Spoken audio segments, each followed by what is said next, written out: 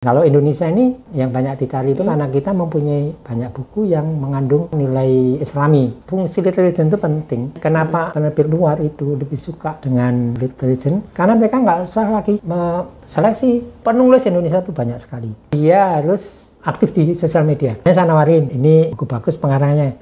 Terus dia langsung lihat di HP-nya Google. Oh, namanya langsung muncul. Langsung muncul, oke. Kalau Anda tidak tampil, diam saja, ya gimana?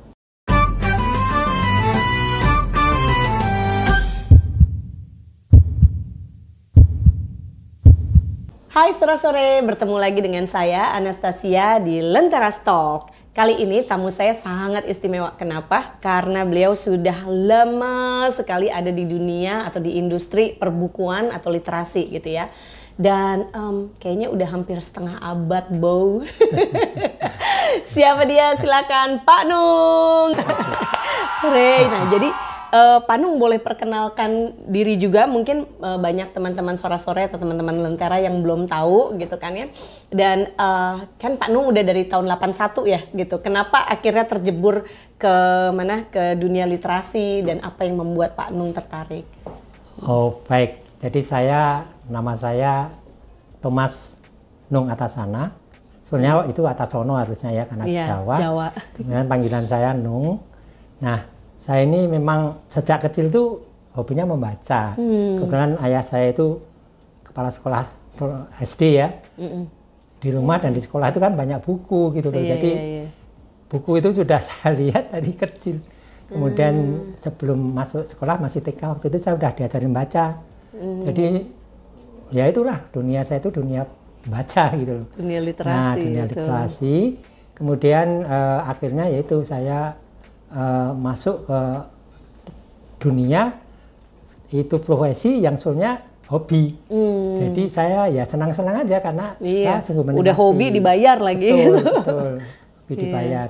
Jadi itulah sebabnya kenapa saya kemudian waktu itu pertama itu karena juga suka menulis. Pertama saya istilahnya itu menjadi redaktur untuk majalah di Femina Group. Kemudian kok tiba-tiba saya lihat lowongan dari Gramedia yang sudah saya impikan lama untuk masuk ke Gramedia. Dulu waktunya saya maunya jadi penerjemah Gramedia, tahunya di situ diterima sebagai editor. Editor Gramedia. Jadi ini sekalian ya dari awal dari editor Gramedia. Kemudian di Gramedia itu mulai banyak permintaan dari luar negeri untuk terutama Malaysia untuk menerjemahkan, mengubah suai buku-buku terbitan Gramedia ke bahasa Melayu untuk Malaysia. Nah akhirnya siapa ini yang harus nangani dan dari pimpinan minta saya tolong ini dibantu ditangani, disiapkan kontrak dan segala macam. Jadi inilah sebetulnya fungsi literary agent. Jadi saya itu otodidak. Karena literary agent itu nggak ada sekolahnya. Nggak ada sekolahnya, jadi belajar sendiri jadi gitu belajar ya. sendiri seperti itu. Sebelum sampai ke literary agent gitu, aku penasaran deh. Pak Nung itu berarti pendidikannya tuh sastra Inggris ya? Saya pendidikannya sastra Inggris dan itu dari IKIP. Dari IKIP. Jadi saya pernah mengajar juga. Oh pernah ngajar juga sempat ya? Di SMA pernah ngajar SMA, pernah mengajar asisten dosen. Seperti itu. Tapi nah kalau ini Pak perbandingannya kan, ini bisa dibilang Pak Nung ini kayak semacam saksi sejarah yang benar-benar masih bisa bercerita perkembangan literasi dari zaman dulu kala, dari tahun 80-an sampai sekarang gitu di tahun 2024 gitu. Itu gimana sih perbedaannya kalau zaman dulu? Kalau zaman dulu mungkin bukunya belum banyak kali ya gitu kan, terus juga mungkin malah lebih mahal atau lebih murah tuh Kak. Kalau mata uangnya mungkin lebih murah gitu ya. Cuman kan mungkin tidak mampu juga orang-orang yang membeli buku pada saat itu, tapi sama aja sih sekarang juga nggak mampu ya. masih mewah juga dibilangnya. Lebih mampu beli makanan-makanan happening itu. makanan-makanan yang mahal-mahal itu ya. Ya intinya itu waktu itu ya memang yang namanya buku itu ya masih dianggap mungkin barang mewah ya karena penerbit juga masih sedikit. Iya betul. Dan tidak seperti sekarang. Penulis-penulis juga tidak seperti sekarang. Jadi seperti misalnya waktu itu kalau ada buku yang benar-benar muncul, karena waktu itu yang namanya koran itu media yang sangat yang ditunggu-tunggu gitu. Sangat ya punya apa namanya fungsi untuk memberikan informasi yang paling ditunggu karena ini ada apa nih yang ditulis ya, ada belum media. ada. Sementara TV itu kan tidak instan untuk masalah buku. Iya. Koran itu nanti yang banyak menulis mengenai buku. Dari koran. Dari situ kan dari review atau timbangan buku atau tinjauan buku di koran-koran itu orang mencari buku-buku apa yang sedang diminati. Kemudian juga mulai ada namanya waktu itu drama yang berdasarkan buku. Iya. Ada kemudian atau dari drama kemudian dibukukan. Iya, itu sudah mulai tapi drama. Iya. Film sudah mulai ada. Jadi buku yang difilmkan mulai ada, bukunya Markati. Iya, betul. Mirawi itu mulai ada yang dibukukan. Asiti Siregar. Waktu itu kan ya itu ya yang nama-nama itu kan Markati, Asiti Siregar, Mirawi. Kemudian yang awal-awal itu ya, kemudian mulai banyak diikuti oleh pengarang-pengarang lain. Tapi memang sejak awal pun kayaknya pengarang wanita itu lebih banyak. lebih banyak daripada pengarang pria. Jadi, lebih senang menulis lebih kali senang ya. menulis atau bagaimana. Tapi itu dalam kurun waktu kan sudah mulai ada komputer sehingga itu mempercepat apapun. Oh iya, dulu tuh berarti masih pakai mesin ketik ya? Nah terus kalau ngedit gimana tuh Pak? Ngedit itu masih dicoret-coret gitu terus dikembalikan ke penulisnya gitu? Ketikan itu naskah itu yang hard copy-nya itu ya dicoret-coret. Jadi kita mempunyai tanda-tanda koreksi. Ada tanda-tanda koreksi. Nanti itu terus setelah itu di setting namanya set lajur gitu ya. Panjang-memanjang itu, terus nanti setelah itu dari setting itu diperiksa lagi, karena kan perlu ada pemotongan kata itu ya. Ini Gen Z nggak relate nih, Gen Z nggak relate banget nih. Sudah hilang semua itu, jadi. Iya betul. Ya makanya itu masih kadang-kadang sudah dibetulin, geser lagi, bikin ini lagi, tapi sudah lebih kurang kesalahannya, jadi bisa 2-3 kali itu. Yang namanya koreksi itu, tapi itu koreksi ya lebih. Kalau editor kan lebih mengedit semuanya, mengeditnya awal, terus nanti ada copy editor, terus ada korektor. Kalau copy editor kan lebih ke masalah bahasanya, mekaniknya. Kalau editor substansinya, kalau korektor ya teknis saja. Iya, itu berarti penulisnya kalau misalkan ada catatan dari editor gitu ya Pak, itu dia ngetik ulang ya? Nggak ada filenya loh itu.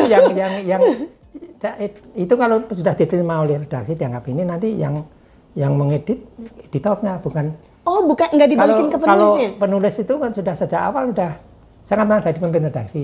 Saya itu nanti ngecek aja, oh tulisan ini secara keseluruhan oke. Kan mata editor kan sudah tahu sendiri lah mungkin apa teman-teman yang bisa tahu lah. Jadi mata editor itu cepet langsung set, oh ini oke. Nanti saya minta editornya, tolong ini dipelajari, terus nanti kalau oke langsung diedit aja, nanti kita kabari penulisnya. Berarti si penulisnya nggak perlu nulis ulang lagi ya? Itu kalau kita memesan. Misalnya kita pesan ini tolong ditulis, nanti ini kita perbaiki lagi. Tapi kalau itu enggak, karena kalau berat kita udah langsung tolak. Karena waktu itu kan yang masuk kok banyak banget dari dulu ya sekarang. Nggak usah ini. Kalau sekarang itu kan misalnya ada catatan dari editor itu kan dikembalikan ke penulis. Nanti penulis itu akan menulis ulang atau dia akan membetulkan sesuai dengan catatan sekarang si penulis gampang, gitu. Karena ada komputer gitu. Sudah digital kan itu sudah nggak ada masalah. Kalau dulu mungkin ada penulis yang nggak punya mesin ketik gitu nggak Pak? Jadi nulis pakai tangan. Saya nggak ngalamin. Saya ngalamin karena saya waktu itu kan nulis tangan. Karena saya nggak punya mesin ketik, saya masukkan Kompas. Diterima waktu itu zaman tahun 70 ya. Saya itu pernah 70-an waktu saya mulai tingkat 1 atau bahkan saya sebelum itu saya menggunakan mesin ketik dari mana ya, dari sekolah, punya sekolah. Saya waktu SMA itu saya juga masukkan ke beberapa majalah di Jogja waktu itu. Itu diterima tuh, tapi yang Kompas itu saya nulis tangan karena kebetulan waktu itu tidak ada mesin ketik. Ya, setelah saya punya mesin ketik baru saya ketik. Iya, berarti tapi Kompas iya. pun waktu itu nerima. Iya, karena mungkin ya emang eranya juga. Iya, dan dianggap ini oke bisa dimuat. Betul, jadi mereka yang betul. ngetik kemudian. Iya. Wow, seru banget. Ini anak Gen Z pasti nggak relate nih mesin ketik itu apa bendanya gitu.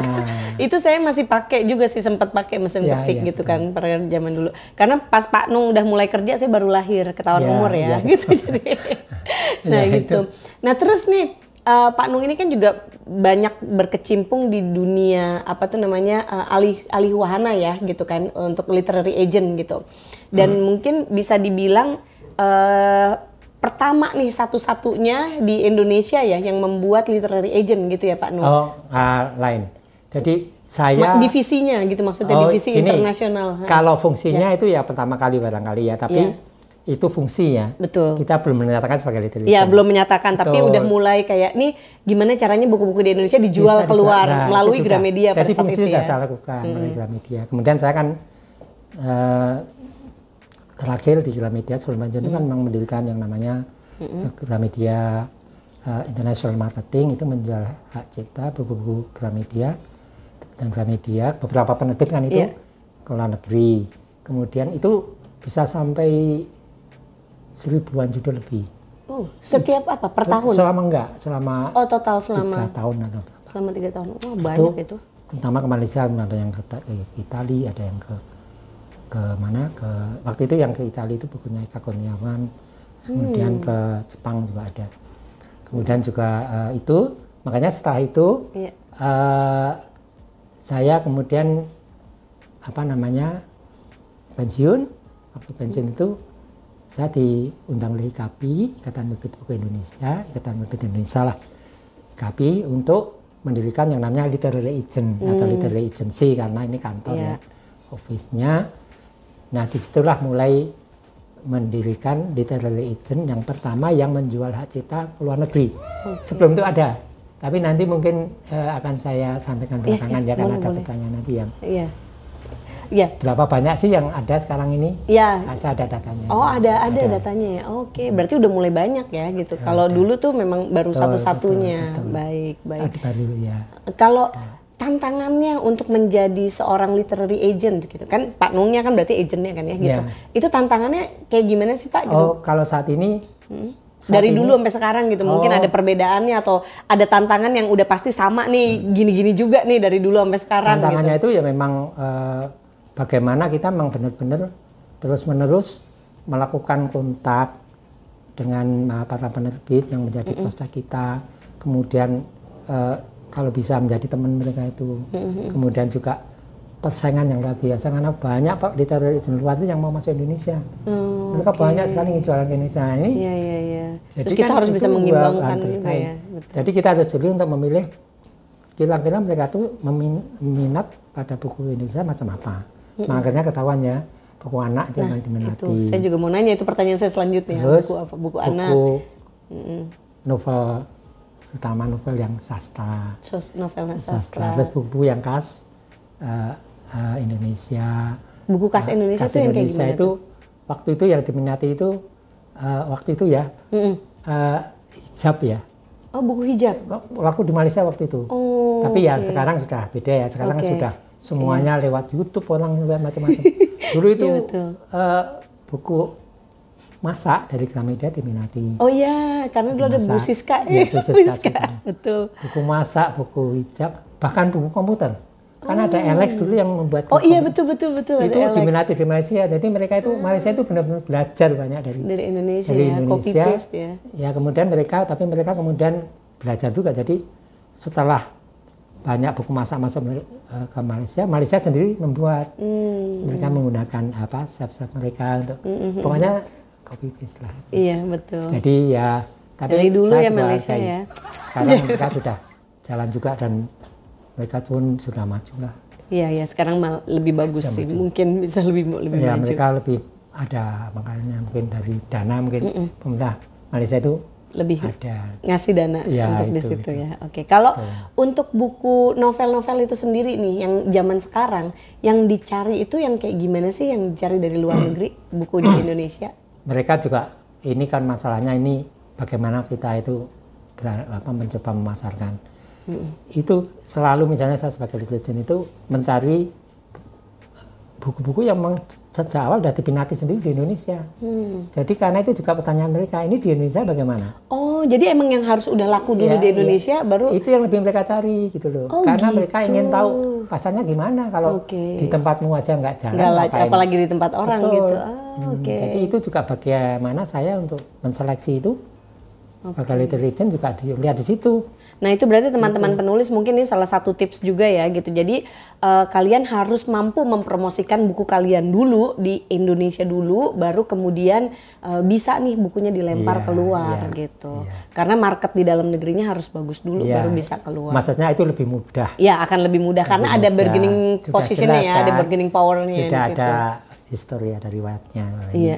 Riwayat pasarnya sudah ada. Gitu. Kalau Panung itu menangani untuk adaptasi film atau drama yang lain-lain gitu juga atau khusus untuk market itu saat terjemahan? Ini lebih banyak yang untuk terjemahan. Tapi memang dulu waktu itu ada juga yang minta saya untuk membantu untuk masalah skenario untuk Hollywood.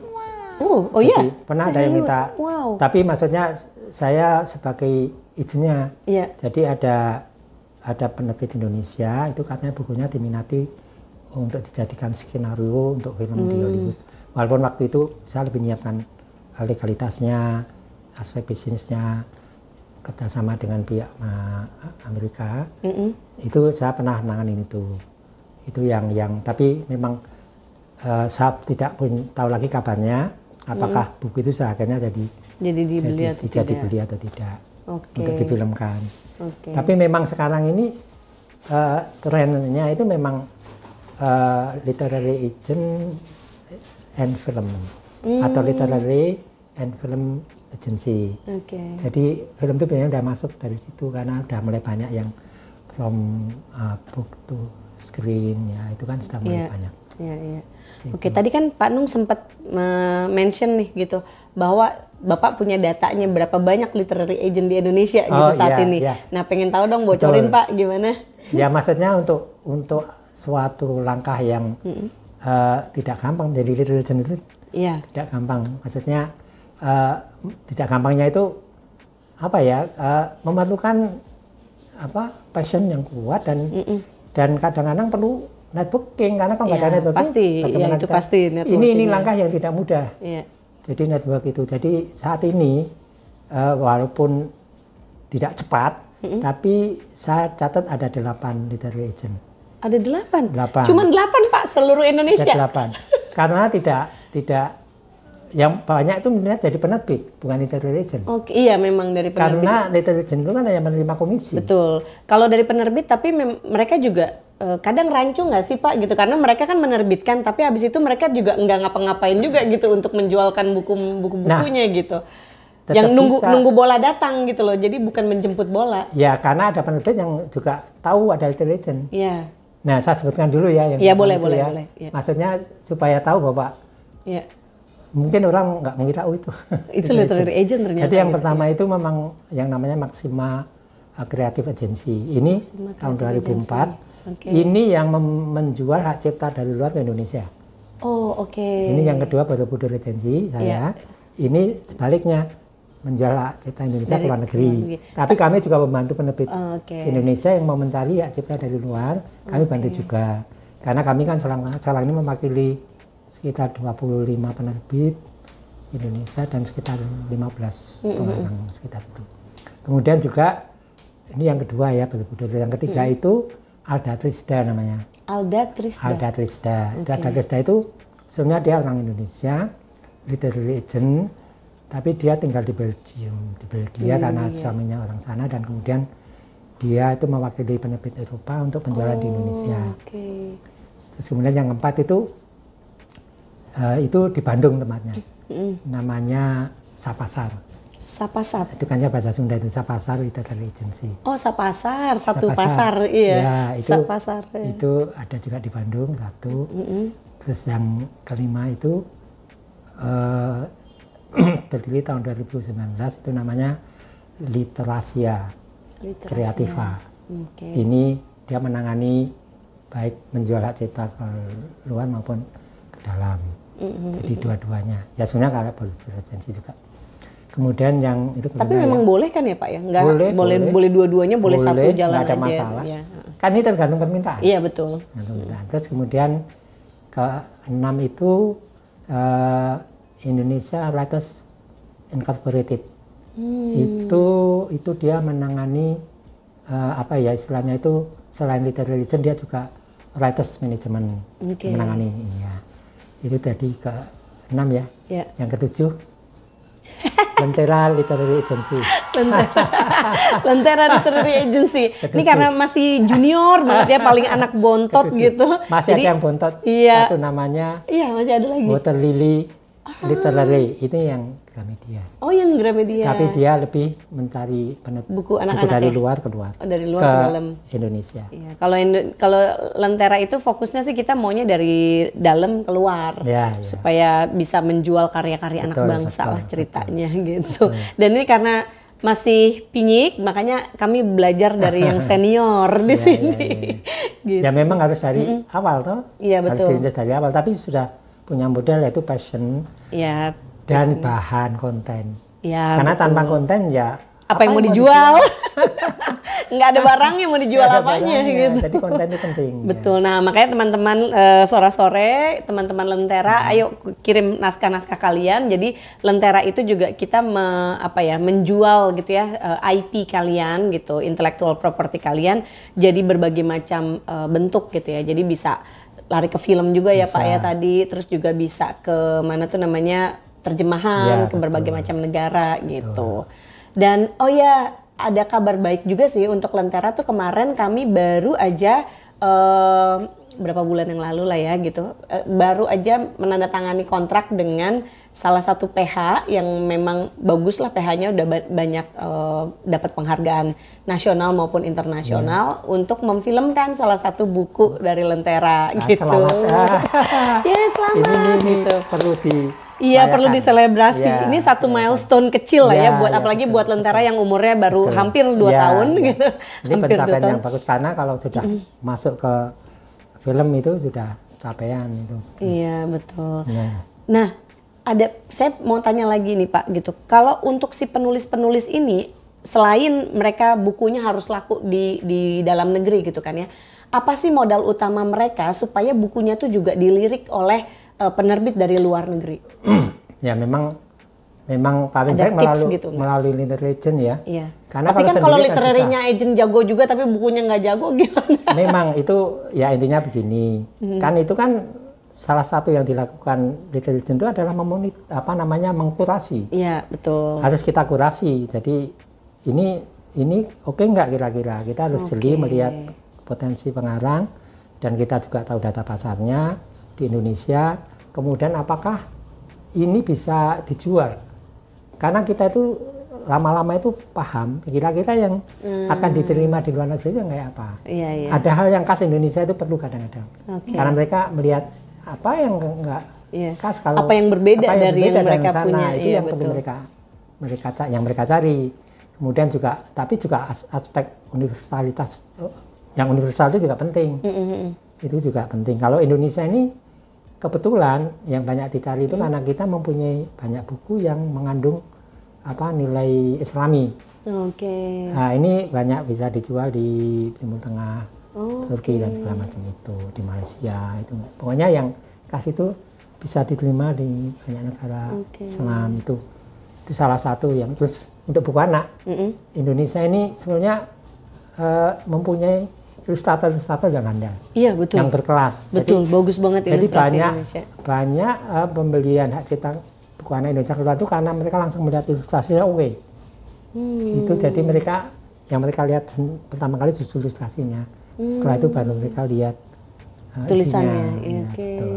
Berarti emang bagus ya ilustrasinya. Dan emang penjualan buku anak itu lebih tinggi dibanding buku jadi yang lainnya. Dari segi persentase itu yang pertama itu adalah buku anak yang dibeli mereka ya. Kemudian buku novel-novel itu ada 1-2 sih buku puisi.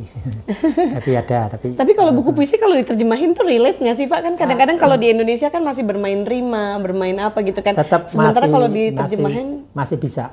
Tetap masih bisa ya? Tapi itu memang tidak lebih susah sulit. Ya? Lebih susah.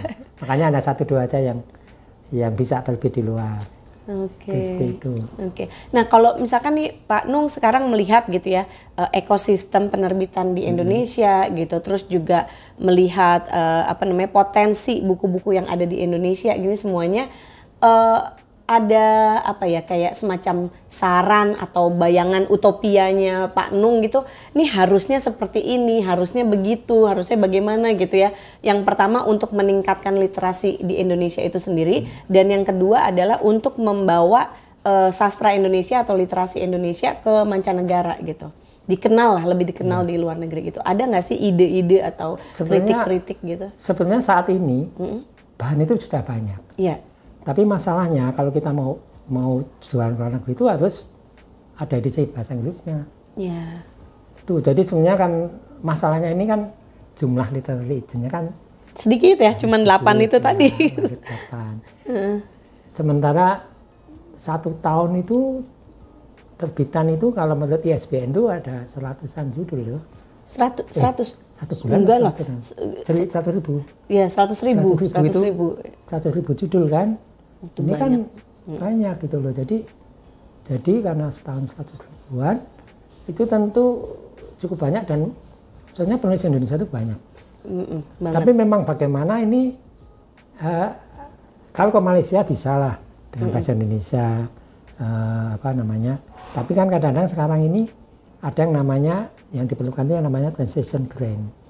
Kalau tidak ada subsidi penerjemahan kadang-kadang mereka juga khawatir karena kan ini mengambil dari negara yang bukan berbahasa Inggris. Iya, betul. Kalau negara yang berbahasa Inggris kan jauh lebih mudah untuk menjual ceritanya ya. Tapi ini dari negara yang berbahasa Indonesia itu kalau bisa memang sudah harus ada bahasa Inggrisnya.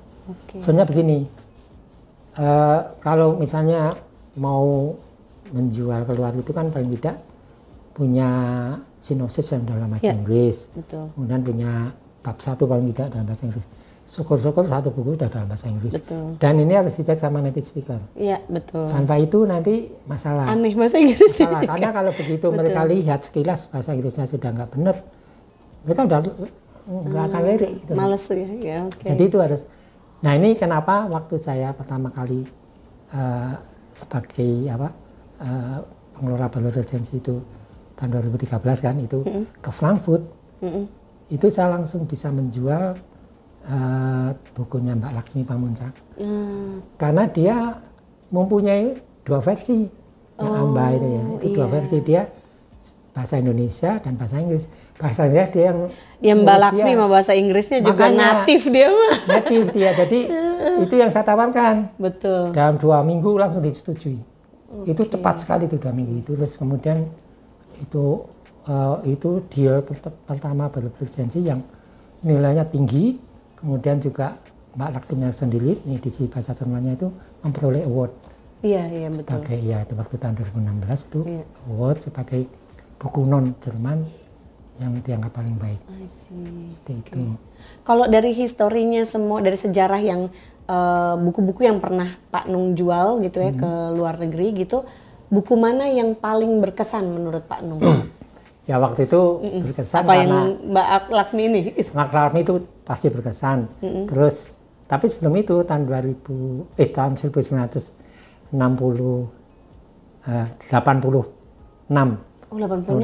itu sama di Gramedia itu saya berhasil mengurusi penjualan hak cipta buku itu sebenarnya kayak kamus untuk Inggris Indonesia Inggris untuk expatriates untuk eksekutif. Itu saya jual ke Amerika Serikat. Itu kan ke Amerika itu bayangin ya, dari Indonesia menjual ke Amerika Serikat, dan itu yang mengesankan itu mungkin nggak terbayang sekarang. Melalui pos korespondensinya. Oh my god. Jadi melalui pos. Lama banget itu nyampainya sebulan sekali kali ya. Ini pos ya pos kilat lah istilahnya. Jadi sampai sekilat-kilatnya 2 minggu itu Pak, tetap aja. Iya. Melalui pos, saya kira melalui pos. Kemudian kami kan ya terus kirim bukunya, kirim waktu itu film kalau nggak salah ya. Filmnya karena mereka akan menerjemahkan nggak terjemahkan, mereka hanya menambahkan, karena ini kan sudah Indonesia Inggris, Inggris Indonesia, tapi mereka menjalankan, tinggal menambah ini juga mereka, penerbit mereka dan segala macam. Tapi itu yang nulis orang Indonesia? Enggak, yang nulis kebetulan orang Amerika. Oh, orang Amerika ya, tinggal tapi di Indonesia. memang artinya itu tidak diduga gitu loh, tiba-tiba di sana berminat. Iya, tapi saya editornya. Oke. Saya sebagai editornya dan itu yang pertama kali karena bisa nembus Amerika lah. Iya. Terus, susah ya Pak? Ini sorry saya potong. Oh, ya, itu paling susah. Susah ya untuk paling buku-buku Indonesia menembus ke pasar Amerika? Menembus ke Amerika itu susah. Eropa juga tidak mudah. Tapi Eropa masih lebih bisa lah. Kemudian ke Korea itu juga susah, ke Cina susah, ke India susah. Kenapa susah Pak? Karena mereka itu maunya jualan itu yang. Jadi kayak mau mereka langsung. Itu maunya susah. Jadi gimana? Jadi maunya yang emang udah best seller gitu atau? Ya, kebanyakan mereka nyari yang sudah best seller. Atau kalau mereka beli itu misalnya penerbit kecil itu ada yang namanya subsidi penerjemahan. Dulu kan ada namanya Komite Buku Nasional. Itu kan mempunyai salah satunya itu adalah Translation Funding Program ya. Jadi mereka ngambil karena ada subsidi penerjemahan. Oh, jadi kalau sebenarnya kalau penulis itu dia penerjemahannya itu nggak dilakukan sendiri ya sebenarnya? Dilakukan oleh si literary agent atau dilakukan oleh penerbit? Literary agent tidak melakukan penerjemahan. Itu masih kalau dalam kasus yang waktu itu dengan Komite Buku Nasional itu, kalau buku Indonesia diminati oleh penerbit luar, maka nanti yang menerjemahkan orang dari penerbit luar itu, tapi pihak pemerintah Indonesia membiayai terjemahannya. Membantu pembiayaan. Iya, pembiayaannya. Okay. Jadi waktu itu sampai yang dari Komite Buku Nasional sampai 7.000 US itu paling banyak maksimumnya untuk satu buku. Nah itu pemerintah Indonesia sendiri itu memberikan subsidi nggak sih Pak? Waktu itu memberi. Sekarang? Kalau sekarang lagi diusahakan. Oke. Ini ayolah pemerintah. IKP lagi berusaha supaya nanti ada. Betul. Iya soalnya kan kalau sastra Indonesia bisa ada di mancanegara kan itu pride-nya Indonesia sendiri juga ya. Tapi memang ini kan policy ya dari setelah Komite Buku Nasional dinonaktifkan itu, kemudian pemerintah memang Kemendikbudristek dalam hal ini itu fokusnya lebih justru mengambil materi-materi dari luar untuk Indonesia untuk mencerdaskan orang Indonesia dari open source ya. Jadi terus sekarang ini yang baru ini sudah mulai perhatian lagi ke ini. Karena memang ini masalah policy ya. Iya betul. Yang policy yang baru ini mau mulai lagi untuk karena kami juga IKP minta. Iya betul. Kami minta kalau bisa tolong ada terjemahan ini sedang kemungkinan ada nanti. Betul. Ya. Itu harapan kita soalnya. Betul. Ya tadi saya sorry jadi kepotong gitu. Tadi melanjutkan apa tuh utopianya dari Pak Anung gitu ya? Ya saya itu semakin banyak buku yang bagus-bagus itu ada bahasa Inggrisnya. Sebenarnya ini keuntungannya begini, kalau buku Anda itu sudah ada di bahasa Inggrisnya dan sudah diperiksa native speaker, jual dulu e-booksnya. Ya betul. Karena lebih itu sudah bisa dijual, e-booknya langsung bisa dijual. Tapi memang sebaiknya ada punya penerbit. Karena kalau punya penerbit itu, atau bisa juga melalui intelijen ya. Tapi kalau punya penerbit itu lebih mudah karena itu nanti masalahnya dengan ISBN dan macam-macam. Karena bagian juga itu kan ISBN itu diperlukan untuk transaksi penjualan di toko-toko di outlet itu kalau nggak ada nomor ISBN-nya kan susah. Iya betul. Karena semuanya kan menggunakan itu unique number itu. Iya betul. Itu. Ya, nanti tapi itu hubungannya ketika memang sudah cetak ya Pak ya. Ya kalau sudah ada cetaknya, tapi dalam e-book pun bisa kalau misalnya e-book itu bagus, kan itu ada record itu. Ini buku ini di Amazon, ini sudah terjual sekian. Iya betul. Kenapa Anda nggak ngambil untuk edisi bahasa Anda? Iya. Gitu kan? Ya tuh jadi teman-teman penulis mungkin mulai bisa berpikir ketika ini buku saya ada bagus nih gitu, misalnya yakin nih bahwa buku saya bagus gitu, mungkin bisa dibikin versi bahasa Inggrisnya sekalian ya. Dan itu dijual e-booknya dulu, langsung dijual, jangan ditunggu-tunggu gitu loh, karena kan sayang kita membayar. Iya betul. Jadi bisa dapat income tambahan sekalian juga. Jadi ada dua versi. Ada sih kok beberapa penulis di Indonesia yang mereka langsung di Lentera dia langsung bisa masukin bukunya ada yang versi Indonesia sama versi bahasa Inggrisnya. Iya, itu bagus. Iya, jadi memang langsung ke sana. Tapi memang mungkin yang versi bahasa Inggrisnya perlu dikurasi lagi dengan native speakernya. Karena kalau tanpa native speaker, kecuali ya udah bagus banget gitu bahasa Inggrisnya. Tapi kalau belum, sebaiknya karena nanti ada idiom ekspresi itu yang khas sana gitu loh, yang khas bahasa Inggris yang mungkin kita nggak akan sepeka itu gitu loh. Mesti mereka juga tidak sepeka kalau menggunakan bahasa Indonesia kan gitu. Iya, kan. betul. Seperti itu kan. Kalau untuk ke film itu sendiri, Pak Nung apakah udah pernah menjual alih wahana ke film atau waktu itu hanya hanya memfasilitasi saja, karena waktu masih di Gramedia itu kan pengarang biasanya untuk film itu langsung sendiri ya sama pengarangnya. Waktu itu jadi pengarang itu hanya menyerahkan untuk buku. Oh gitu. Kalau sekarang semuanya Pak? Sekarang ini penerbit juga yang ngurusin akhirnya. Iya, itu tergantung ya. Karena ada pengarang yang, tapi memang paling mudah itu diserahkan ke penerbit sih. Jadi mereka nggak usah pusing. Atau ke literary agent kali sekarang. Nah, ini udah zaman now ini gitu. Sebenarnya kenapa fungsi literary agent itu penting? Betul. Karena di luar itu kan kebanyakan penerbit itu maunya koneksinya dengan literary agent. Betul. Kenapa sih Pak kalau di Indonesia nggak kayak gitu? Padahal kalau kita ngomongin musik ya, di musik itu kan mereka ada manajemen artisnya gitu kan. Ada yang memang langsung ke label, tapi ada juga yang manajer gitu. Karena literary agentnya masih sedikit juga kan. Kenapa nggak ada yang berpikiran untuk membuat literary agent? Mungkin Pak Nung pernah ngobrol sama banyak orang. Ya itu tadi menjadi literary agent itu karena memang kita itu hanya menerima komisi dari royalti yang diterima oleh pengarang ataupun cuannya dikit gitu. Jadi nggak banyak gitu loh. Jadi itulah sebabnya orang mikir gitu loh. Kecuali kalau kita mendapat nama-nama besar. Tapi kan di Indonesia tidak beda kalau misalnya di sana sebagai literary agentnya J.K. Rowling dan segala macam kan beda. Jadi jualnya memang seluruh dunia tapi mereka begini, ya. Kenapa penerbit luar itu lebih suka dengan literary agent? Karena mereka nggak usah lagi seleksi. Itu kan naskah kalau udah masuk literary agent itu kan sudah oke. Udah bagus ya. Terus kemudian mereka nggak mau menghadapi langsung pengarang. Iya. Tahu sendirilah. Iya, repot. Pengarang itu kayak apa, betul. Karena seniman sih ya gitu. Itu betul. Jadi lebih baik ya biar literary agentnya itu yang langsung. Ini ada malah subjektivitas pengarang yang kadang-kadang tidak mudah. Iya. Ya karena kan kalau sebagai pencipta karya ya pasti kan bagus dong gitu loh. Jadi dia agak mungkin rentan dikritik atau rentan ketika ada sesuatu yang nggak bagus gitu, nggak enak gitu. Ya itu memang saya sangat bisa memahami banget lah gitu. Makanya saya dulu waktu di Gramedia itu sebagai editor dan atau chief editor waktu itu sebenarnya kan senang sekali kan ada literary agent yang bisa melakukannya, tapi karena kita menghadapi banyak pengarang dengan macam-macam, aduh, kadang-kadang nggak mudah. Harus sabar, harus.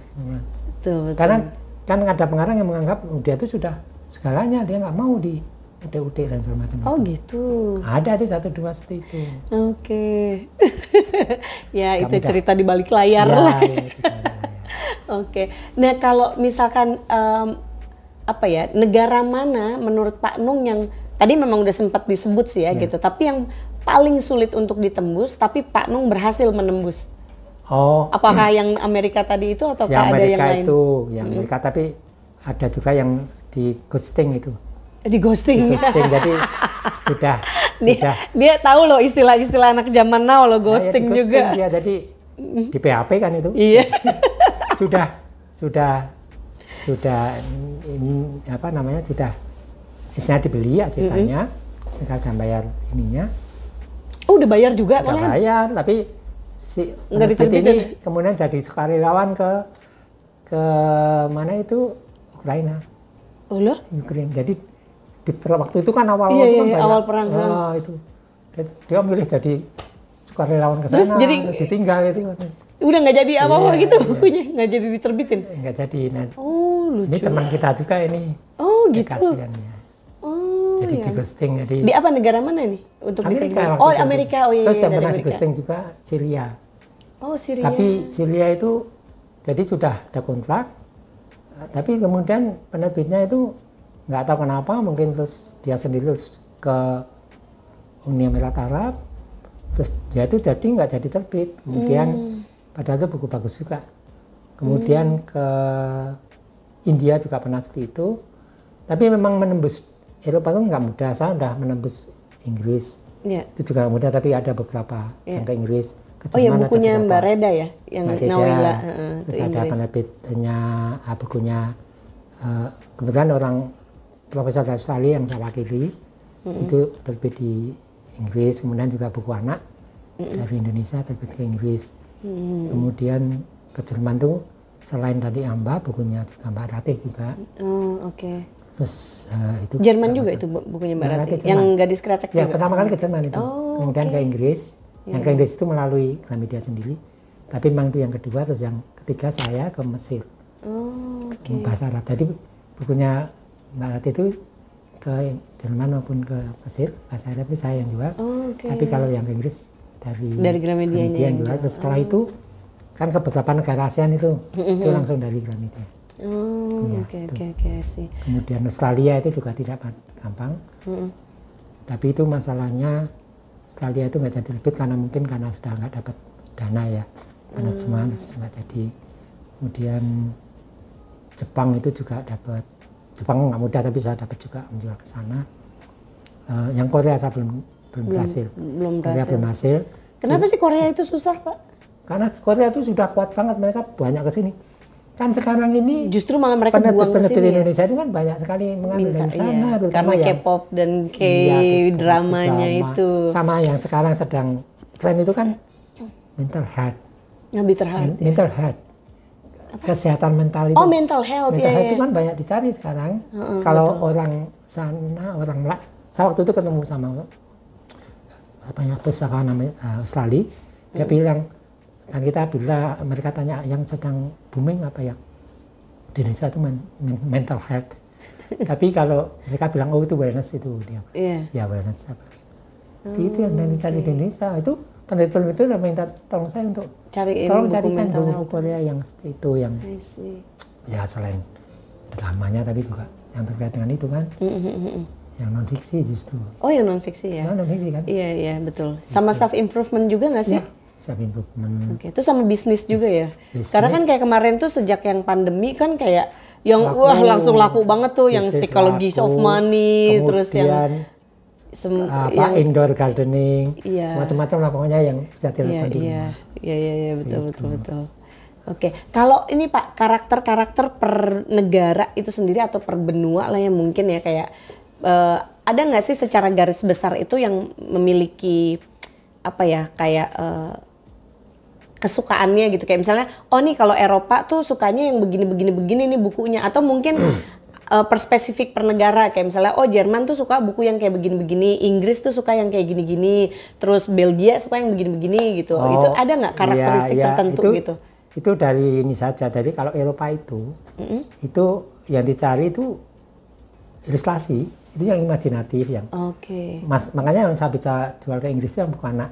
Itu tidak model kayak Disney itu anunya, tapi gambar-gambarnya itu gimana ya? Artistik gitu kali ya. Tadi membuat orang itu berimajinasi, bukan kayak gambar yang kayak portrait itu yang apa?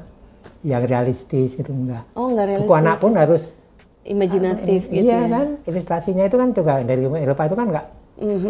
Kalau Jepang itu kan nanti manga style ya. Seperti manga itu kan manga style. Itu kan sudah beda. Kemudian Jepang manga style. Karena ada beberapa komik Indonesia yang manga style itu dibeli Jepang juga. Ada beberapa itu yang ada. Berapa dulu dari Nisan, ada dari Reon Comics. Reon Comics itu juga dibeli oleh Jepang. Jadi mbahnya manga beli manga style Indonesia. Iya mungkin itu, dia sesuai lah ya betul. Ininya jiwanya. Kemudian masuk ke kalau mana lagi yang justru yang ilustrasinya itu jangan yang ini yang realistis, jadi yang realisme gitu ya, tapi yang ada imajinasinya itu. Karena kalau bukan buku anak, buku novel gitu. Buku novel itu mereka Eropa tuh sukanya yang kayak gimana tuh? Wah, ini Eropa tuh melihat ini sih benar pengarang. Pengarang itu gimana sih, bunyi nggak gitu. Jadi ini lebih dari kita. Bukan ceritanya ya? Nggak ada ini. Benar-benar bisnis akhirnya. Iya, pengarang juga sama kisah itu juga bisa kita pengaruhi, ini kok begini nih, ini sesuatu yang baru itu juga mereka akan tertarik kan sesuatu yang baru. Itu kenapa waktu itu bukunya Pak Laksmi itu dilirik, karena itu terkait dengan 65 kan, peristiwa 65. Iya, sejarah ya, kan. Itu sejarah. Jadi ada kaitan, yang mereka tahu itu. Jadi yang ya seperti itulah. Jadi kemarin Turki itu berminat untuk bukunya Mbak Lala Buang, yang itu ya ada ilustrasinya dan itu. Aku belum lihat sih. Tapi ya sampai sekarang belum sih. Tapi mereka bilang berminat, tapi belum, masih dalam proses. Kalau Amerika atau Australia Amerika gitu itu tidak gampang lagi itu. Itu nggak tahu tuh. Mereka maksudnya biasanya, mereka sukanya yang kayak apa? Mereka gimana ya? Tapi tetap memang buku ini harus sudah booming kemana? aja gitu. Itu yang berarti emang bisnis banget ya gitu mereka. Itu sebenarnya karena ini teman kita sendiri ya, bukunya Mbak Feby itu sebenarnya yang di Ghosting itu. Oh, Mbak Feby ada masuk ke Amerika juga? Iya itu. Tapi ya itu ya saya juga. Tapi artinya bahwa mereka itu tertarik dengan bukunya Mbak Feby. Karena kan kontroversial toh? Iya, betul. Itu dan ngomongin yang agama ya. Itu. Berarti itu, harus yang kontroversial dan keberagamaan itu gitu. Bukunya Mbak Feby cocok banget. Bagus, dan kebetulan bukunya Mbak Feby kan udah terjual ke Italia. Oh iya. Itu. Karena ada dari Italia. Karena itu. Kemudian waktu itu Malaysia juga berminat, tapi kemudian penerbitnya itu diangkat sebagai apa gitu, terus dia lagi gitu. Nggak jadi. Lepas lagi. Ini ya, di ghosting lagi. Ya, tapi itu belum ada kontrak. Oke, Pak Nung punya tips nggak bagi para penulis nih gitu, bagaimana mereka bisa menembus pasar internasional? Ya, kembali lagi. Satu tadi promo harus sendiri. Bahasa Inggrisnya. Bahasa Inggrisnya. Dan memang dia harus aktif di sosial media. 2, aktif di sosial media. Karena begini. Kan aku bilang apa penulis Lentera? Begini, ini buktinya begini. Saya ketemu dengan sedang dealing dengan, pokoknya saya nawarin, nawarin ini buku bagus pengarangnya. Terus dia langsung lihat di HP-nya Google. Namanya langsung muncul. Karena dia aktif di sosial media, betul langsung muncul. Kalau nama Anda di Google nggak muncul, masalah itu. Jadi namanya harus pernah muncul. Nah, namanya harus bisa di googlingable. itu ya. Salah satu yang tidak bisa dilupakan sekarang. Karena saya pun kalau mau beli, misalnya saya mau ditawari penerbit penerbit dari luar. Terus ini ada buku bagus ini, tolong ditawarkan penerbit Indonesia. Saya googling dulu namanya, masuk. Nah tuh tips berharga sekali ya. Betul. Apalagi sekarang ya gampang banget kan kita mencari orang gitu ya, tinggal googling. Dan emang sih kayak gini, jadi ada beberapa penulis di Lentera gitu kan yang mereka tuh menganggap bahwa udah deh nggak perlu dipromo-promoin gitu ya bukunya gitu kan, karena itu menjadi kayak tugasnya atau tanggung jawabnya penerbit atau literary agent gitu. Dan menurut saya pribadi tuh nggak setuju gitu ya. Kenapa? Karena bahkan penerbit yang sudah terkenal sekalipun kayak ya mungkin Gramedia gitu, terus penulisnya juga sudah terkenal sekalipun kayak Mbak Dewi Lestari, Mbak Ayu Utami, Mbak Feby Indirani, itu kan semua masih promosi ya buku-bukunya mereka sendiri gitu loh. Bukan apa-apa ya. Sangat Anda itu banyak banget. Iya. Penulis Indonesia itu banyak sekali. Kalau Anda tidak tampil, diam saja, ya gimana, karena satu literary agent itu menangani berapa banyak sih? Iya, betul. Kan banyak yang ditangani. Betul. Kalau hanya satu Anda mewakili Anda nggak apa-apa. Iya. Tapi kalau banyak banget kan emang harus sendiri. Lagi pula juga ketika kita searching gitu kan penulisnya gitu kan, dan itu kan ada kelihatan bahwa si penulisnya sendiri juga aktif gitu. Nah tuh teman-teman penting banget. Apalagi kita sekarang masuknya ke dunia digital, dan di Lentera itu juga bukunya buku digital gitu. Jadi sangat berkorelasi dan penting banget untuk mempromosikan diri kalian dan buku kalian itu sih. Nah itu tadi 2 Pak, apalagi ada lagi nggak? Jadi pertama harus dalam bahasa Inggris, yang kedua harus promosi gitu kan di sosial media minimal lah ya gitu. Ya, yang ketiga itu dia sendiri juga mungkin banyak berinteraksi dengan dunia literasi, karena itu akan mendapatkan banyak input. Jadi maksudnya dia itu juga aktif di dunia literasi juga. Betul. Jadi kalau mungkin dia ikut, misalnya ada pertemuan yang bertentang pengarang, antar penulis, kemudian ada hal-hal yang terkait dengan sesuatu yang baru, misalnya mengenai perpustakaan, ada public lending rights, mengenai hal-hal gitu, sehingga dia bisa memperluas wawasan dan dia bisa ngasih input ke penerbitnya. Nah, mungkin ini ada celah untuk buku saya gitu. Ya, jadi dia juga mencari-cari juga. Iya, jadi emang harus benar-benar peduli ya dengan bukunya dan dengan karir di kepenulisan itu sendiri gitu. Jadi benar-benar involve di komunitasnya yang benar itu. Contohnya begini, misalnya buku saya ini kan genrenya seperti ini. Itu kok buku penulis Indonesia lain kok terbit di luar, ini kan mirip-mirip saya. Nah, itu kan kasih masuk aja ke mungkin bisa nih ditaruh di sini bisa gitu. Karena ini kan tidak betul. Jauh berbeda. Iya. Itu jadi kayak belanja gitu. Iya betul. Nah itu tuh, tapi mungkin problemnya para penulis sekarang kali ya Pak ya, mereka kan jadi side job nih nulis gitu loh. Jadi bukan pekerjaan utama mereka ya, karena royalti penulis itu mungkin bagi beberapa penulis, terutama penulis mula gitu ya, belum mampu gitu loh untuk bisa menghidupi mereka gitu. Betul. Jadi mungkin nggak ada waktu juga gitu untuk masuk-masuk. Tapi ya balik lagi sih itu masalah prioritas, waktu bisa diatur gitulah gampangnya gitu kan ya. Tapi dengan bergerak itu nyantol lebih banyak. Betul. Bisa. Kesempatan nyantolnya itu lebih banyak. Dan apalagi sekarang tuh bergeraknya juga bisa di dunia maya juga ya betul. Gitu. Maksudnya lewat internet. Nggak keluar rumah juga. Jadi daripada nonton video-video pendek yang lucu-lucu tapi nggak unfaedah itulah gitu kan.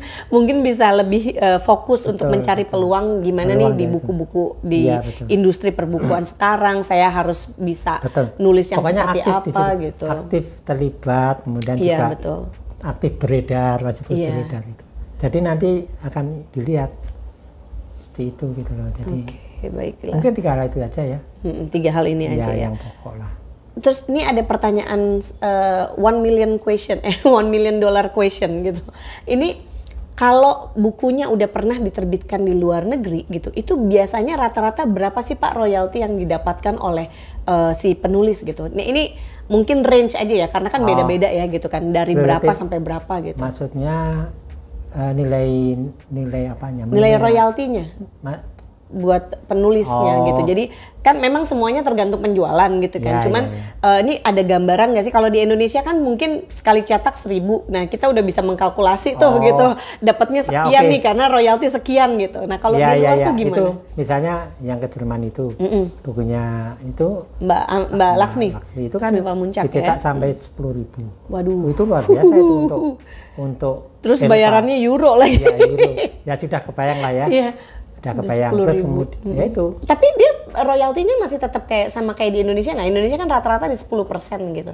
Kalau di sana tuh beda karena biasanya kan itu 8 dan tergantung di sana itu kan ada tingkat-tingkatannya ya, ada yang hardcover itu ya, hardbound itu yang paling tinggi royaltinya bisa sampai 12% gitu ya. Jadi tapi nanti beda cetakan beda ini lagi. Kan kalau di sana biasanya kan hardcover dulu yang muncul. Nanti setelah ada hardcover baru nanti softcover. Softcovernya itu bisa 6% gitu. Kalau itu 12%, kalau yang hardcover maksimumnya. Kalau di softcovernya itu di 6%, setengahnya berarti ya. Ya, setengahnya bisa seperti itu. Tapi rata-rata itu memang 8, 7, 8 gitu. Itu rata-rata royalti karena mereka juga harus perlu untuk diterjemahkan. Mereka perlu bayar penerjemah gitu. Iya, betul. Kalau kita di Indonesia ini kan sudah otomatis nggak perlu terjemahan, makanya bisa 10. Tapi kalau demikian pula kalau penerbit Indonesia itu mengambil dari luar pun, itu biasanya juga 7-8% gitu. Kecuali bukunya J.K. Rowling. Waktu pertama kali kita masih dapat mungkin waktu itu 8%, tapi lama-lama jadi naik gitu loh. Setelah kan pertama kali waktu Gramedia ngambil itu karena saya di sana itu kan masih belum dikenal karena baru 1 sampai 3. Yang keempat kan baru booming ya. 1, 3 masih normal. Tapi begitu sudah gitu naik. Tapi ini ya Pak, untuk penjualannya buku di luar negeri itu sendiri, misalnya let's say kita mengambil contoh bukunya Mbak Laksmi Pamuncak ini lah ya gitu yang Amba. dicetak di mana? Di Jerman itu tuh apakah pembelinya lebih banyak? Kan kalau katanya kan kalau di Indonesia itu kan minat baca masyarakatnya kan masih rendah. Jadinya kan mungkin penjualannya bestsellernya di berapa eksemplar gitu. Itu mereka karena mereka all out promosinya. Karena itu kan mau diarahkan pada tahun 2015 Indonesia sebagai guest of honor. Jadi penerbit itu sudah punya pemikiran, saya mesti ngambil buku Indonesia yang menurut saya nanti akan bisa dipromosikan. Dan akan saya promosikan istilahnya all out supaya nanti moncer di waktu peluncurannya, waktu pantesan itu mukanya sampai di bis-bis segala itu bener.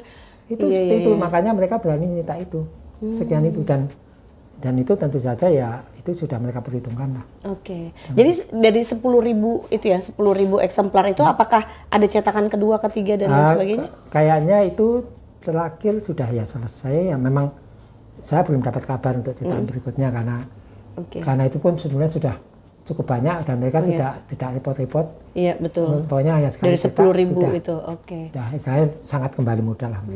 Kalau di Indonesia nih sekarang bestseller itu tuh dia berapa eksemplar sih Pak? Sekarang ya. Kalau dulu saya tahu tuh bisa sampai 1 juta eksemplar kan. Karena mungkin nggak banyak gitu saingannya ya yang penulis buku kayak dulu tuh Hilman Hariwijaya bukunya Lupus gitu. Itu kan bisa sampai 1 juta eksemplar kan setahu saya gitu. Nah kalau sekarang nih yang baru terbit-terbit aja. Sekarang ini karena kan susah ya kayaknya. Sekarang gini aja deh. Dulu itu rata-rata kalau buku berwarna itu dicetak sampai cetakan pertama itu sampai 5.000. Sampai 5.000. Itu. Kalau yang buku ini tahun berapa 80-an? Tahun 80-an dan sampai 90-an lah.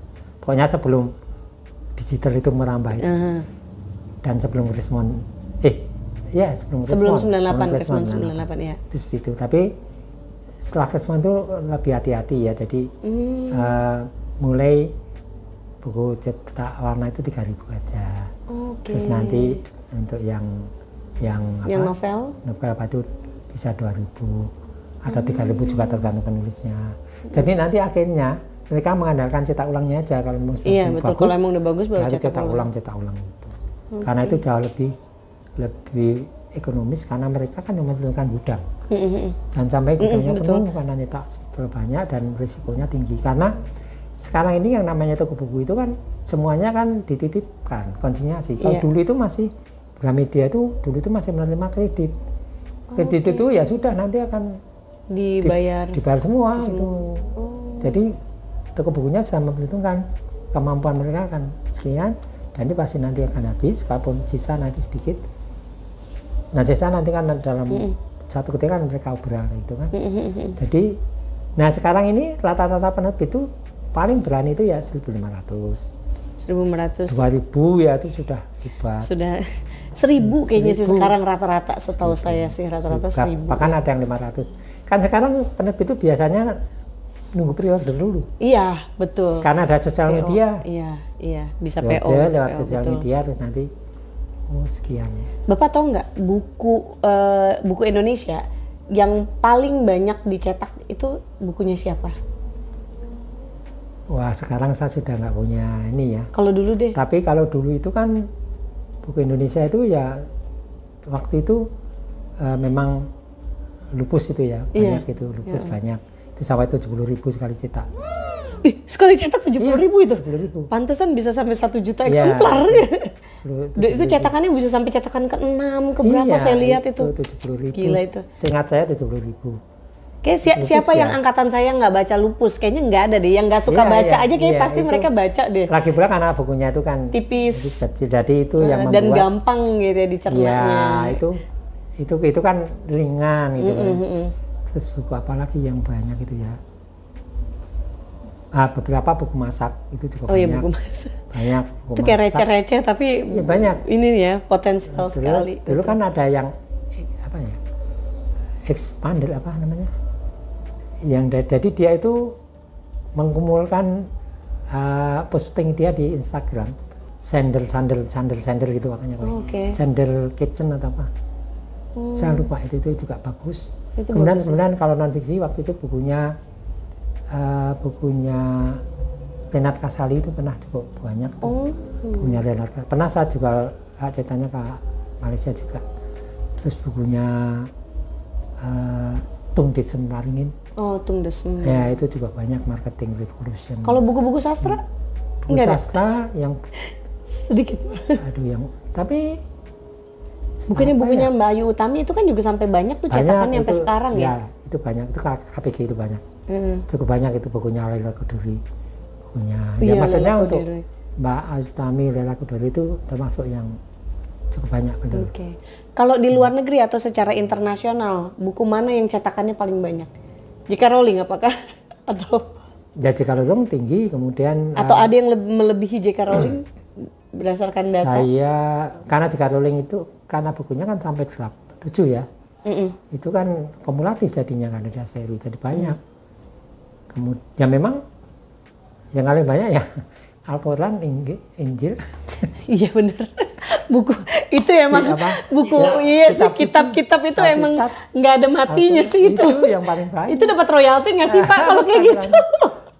Ya, iya benar loh. Siapa yang dapat royalti? Ya. Itu kan lebih kan public domain. Oh, udah public domain. Itu ya. Jadi semua yang, boleh Ya, penerbitnya yang dapat hasil. Ya iya sih, nggak public domain gimana orang. Wahyu mau turunnya gimana itu, coba? Tapi memang yang paling banyak dua itu. Iya sih. Al-Quran sama Al-Quran sama. Tapi apakah di negara-negara di misalnya Eropa yang rata-rata mereka sekuler gitu kan ya, apakah itu juga tetap laku? Atau cuman di Indonesia aja atau di negara yang masih beragama? Ya, masih. Tapi memang ya mungkin tidak sebanyak itu ya. Tapi secara kumulatif sejak dari zaman dulu kali, itu kan kumulatifnya udah nggak karuan. Waduh, kayaknya Lentera ini aja deh, cetak Injil sama Al-Quran aja deh gitu, kitab suci lain. Ya kan sudah banyak itu anunya. Iya betul. Oke Pak Nung, terakhir nih ada pesan-pesan nggak buat penulis dan buat literary agent gitu, terutama nih buat Lentera yang masih baru berkecimpung di dunia literary agent ini gitu. Ya sebenarnya kan ini kan bahwa kalau sudah punya passion itu modal yang utama. Kemudian bahwa harus jeli melihat peluang ya. Peluang, terutama lihat kira-kira pengarang mana yang punya ini, terus buku mana yang memang. Jadi sebenarnya kalau Lentera kan sudah ketahuan, sebab banyak dibaca. Itu aja yang diprioritaskan. Kemudian diusahakan kalau bisa ada edisi bahasa Inggrisnya. Nah tuh teman-teman banyak baca-baca buku yang ada di Lentera, jadi yang banyak itu nanti bisa kita karena jual sudah keluar. Punya modal. Iya, modalnya betul. Kan konten. Iya betul. Itu sebenarnya itu. Kemudian juga memang sebaiknya sudah sejak awal itu dipilih ilustrasi yang menarik. Ilustrasi itu juga itu kan pertama kali orang lihat tuh. Oh, berarti dari covernya juga ya, pertamanya udah penting sekali. banget. Itu jangan dilupakan. Jadi kalau bisa dapat cover yang memang memikat.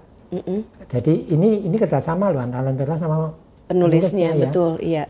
Kalau bisa kalau mau itu ada 3 pilihan lah, nanti dipilih. Apalagi sekarang dengan punya sosial media itu bisa siapapun bisa memilih mana yang.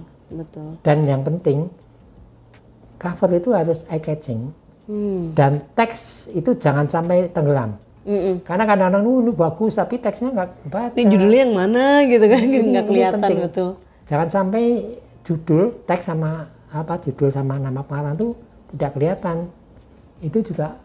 Ya, jadi pepatah don't judge book by its cover itu nggak benar kalau untuk di industri perbukuan ya gitu. Betul, karena kita harus judge dari covernya, betul. Pasti lihat, betul sih. Betul itu dulu loh, itu jangan dilupakan. Betul. Soalnya saya juga kalau datang ke toko buku gitu kan ngelihat ini kayaknya covernya lucu deh. Jadi diambil, baru dibaca dulu belakangnya gitu kan. Sinopsisnya gimana dan lain sebagainya. Tapi kalau covernya aja udah nggak menarik, kayaknya mau ngambil untuk baca sinopsisnya juga males gitu kan. Dan kadang-kadang perlu pilih warna-warna yang langsung kelihatan. Iya, betul. Stand out ya. Jadi hindari warna-warna yang gelap-gelap itu ya. Kayak yang ya saya nggak tahu lah pokoknya. Yang gelap-gelap itu kadang atau kalau gelap nanti teksnya putih yang jelas itu juga nggak masalah. Pokoknya harus ada yang kontras betul. Iya. Saya kira itu saja sih. Itu aja ya. Karena kan pertama passion, yang kedua ada modal kontennya. Iya, karena kalau tidak ada passion ini pekerjaan yang gimana ya, karena kayaknya industri literasi tidak langsung instan gitu loh. Betul. Kita tidak langsung panen gitu loh. Iya. Proses. Betul. Prosesnya panjang lah di dunia literasi. Jadi memang kalau tidak berangkat dari kecintaan, dari passion itu emang akan sulit sekali gitu. Ya mungkin demikian teman-teman sore-sore obrolan kita saat ini dengan Pak Nung Atasana. Dan itu sangat insightful ya buat Lentera, dan semoga buat teman-teman semuanya dan bisa memetik hikmahnya dan bisa mempelajari, terutama teman-teman yang bergerak di industri literasi, penulisan dan lain sebagainya. Mungkin itu, terima kasih Pak Nung atas waktunya, terima kasih sekali. Iya, semoga sukses juga ya, dan semoga sehat selalu juga Pak Nung ya. Saya tunggu ini 50 tahun berkarya di dunia literasi. Nanti kita bikin tumpengan ya Pak ya di situ. Amin. Oke, sampai jumpa teman-teman. Bye.